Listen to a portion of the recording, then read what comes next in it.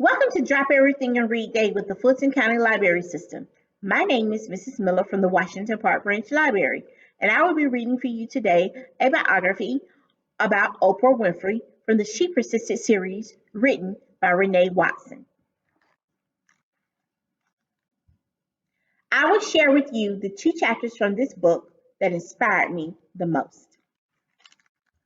Chapter 3, The Caged Bird Sings of Freedom. Oprah kept her secret tucked deep inside, but neither her mother had enough to worry about, like not having enough money to take care of her family. Oprah knew her mother was struggling, but neither of them ever said it out loud. But once she turned 12 years old, her mother told her just how bad things were.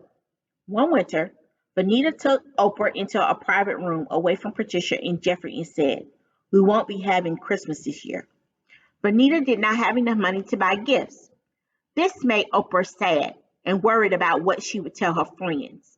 She would have nothing to show them, no special story to tell about how she spent the holiday. Just before bedtime on Christmas, a group of nuns came to the house with a basket of food and toys for Oprah, Patricia, and Jeffrey. Oprah's gift was a Tammy doll. She was overjoyed. She was happy about the doll, but mostly she felt good that people remembered her family existed. Of all the Christmases Oprah celebrated, this one was her favorite. Someone cared. Someone showed kindness. That was the best gift to receive. Oprah decided she wanted to be the kind of person who remembered other people, who did kind things for people in need. She prayed that one day she would be able to be a blessing like the nuns who had blessed her.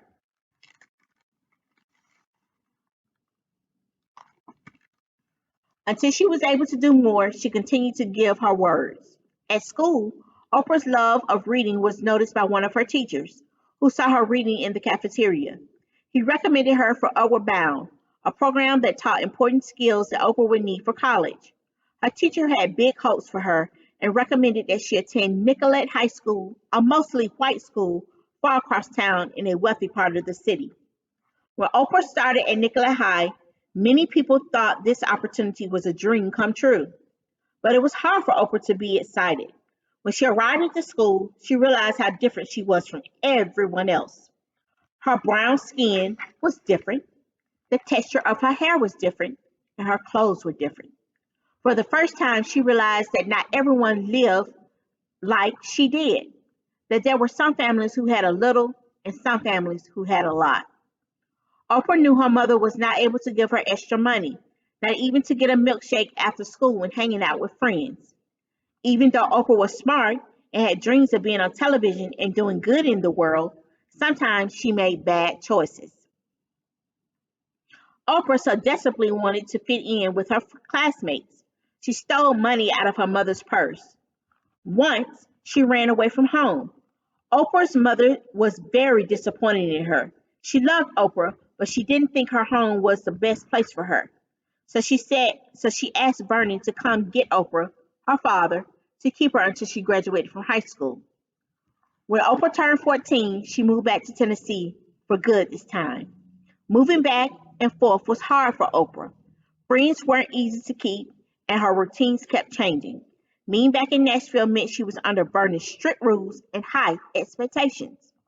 Oprah did not want to disappoint him, but she had another secret she did not know how to tell him, and soon she would no longer be able to hide it. She was pregnant. The baby boy was born too early and died just a short while after he was born. Oprah didn't tell anyone outside her family, another secret buried deep down inside. Some words were just not some words were just too hard to say. Some stories too painful to tell. Vernon's rules became even more strict. On top of regular homework, every week he gave her 20 vocabulary words to memorize. He also set a curfew for her and made sure she was not hanging out with friends who would pressure her to do things she shouldn't do. Oprah didn't mind her father's strict rules. They meant she had even more time to read. When she turned 16, she discovered the work of author and poet Maya Angelou. In the book, I Know Why the Caged Bird Sings, Maya Angelou told her story, how she endured abuse when she was a child, and how she grew up with her grandmother in the segregated South. Oprah was amazed that someone else had a story like hers, that someone else had the courage to tell stories that were painful. The book became her friend. She read it over and over.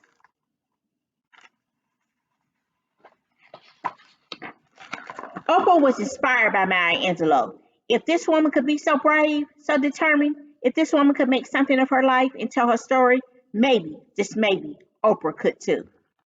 Chapter 4. Let faith be the bridge.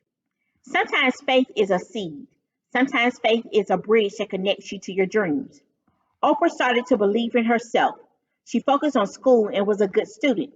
Her teacher, Mrs. Haynes, traveled with her around the country so Oprah could compete in high school speech tournaments. She also competed in the local pageant, Nashville's Miss Fire Prevention. Winning this honor meant she would visit schools and talk about fire safety. The winner would also receive a wristwatch. Oprah wasn't sure if a girl like her with brown skin could win the pageant. So far, only white girls had won. When Oprah was asked what she wanted her career to be, she said, I believe in truth. So I want to be a journalist and report the news on television. The judge asked another question. If given $1 million, what would you do? Oprah didn't try to impress them with a fancy answer. She told the judges that if I had $1 million, I'm not quite sure what I would spend it on, but I would spend, spend, spend. The audience laughed, and the winner was announced. It was Oprah who won the crown. She was proud to be the first Black woman to win Miss Fire Prevention. Oprah had to go to a local radio station to pick up her prize. The disc jockey John Heidelberg had attended the pageant and was so impressed with Oprah's presentation, he asked her if she would like to record her voice in the studio.